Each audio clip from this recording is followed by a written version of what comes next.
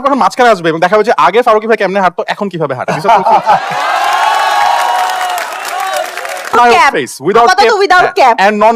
না, মোস্তফা স্যার আর ফারুকী খুবই লাজুক একটা মানুষ। সে যে কোনো অনুষ্ঠানে গেলে এভাবেই হাঁটতো past tense। গাইস দাও 3 2 1 হবে একটা 3 2 1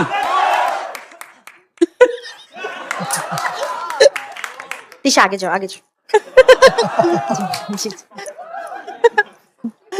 সামনে আগাতো না।